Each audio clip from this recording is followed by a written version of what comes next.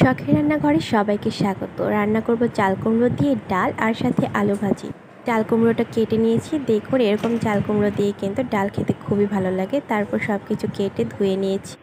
ডাল আর আলু ভাজিটা আমি বসিয়ে দিচ্ছি। প্রথমে তেলের মধ্যে পেঁয়াজ দিয়ে হালকা নেড়ে চেড়ে নিয়ে আলুটা দিয়ে দিয়েছি।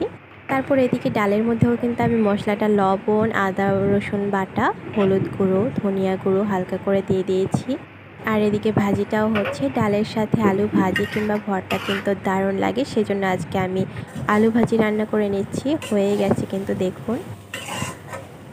আর খুব সিম্পলভাবে আলু ভাজিটা রান্না করলে বেশি ভালো লাগে। তারপরে এই তো ডালটা কিন্তু ফুটে গিয়েছিল, আমি ঘুটে নিয়েছিলাম। তারপরে এখানে সুন্দর করে চাল কুমড়া কেটে রেখেছিলাম, সেটা দিয়ে দিয়েছি। আর সাথে দিয়েছি করম চা। পাকা তেঁতুল থাকলে তেঁতুল দিয়েও কিন্তু ভালো লাগে। তো করম চা ডালের মধ্যে একটু টক দিলেও ভালো লাগে। তারপর চাল কুমড়োটা সিদ্ধ হয়ে গেলেই আমি এখানে বাগার দিয়ে নিচ্ছি। আর আমার কাছে মনে হয় যে একই পাতিলে বাগার দিলে কিন্তু স্বাদটা কিন্তু একই অন্যরকম হয়, সেজন্য একই পাতিলে বাগার দিয়ে নিয়েছি। এই তো হয়ে গেছে কিন্তু আমার সব কিছু। নামিয়ে নেব আর একটু পরে। কেমন হয়েছে জানাবেন। আর আমার ভিডিওগুলো ভালো লাগলে আমার পাশে থাকবেন। ধন্যবাদ।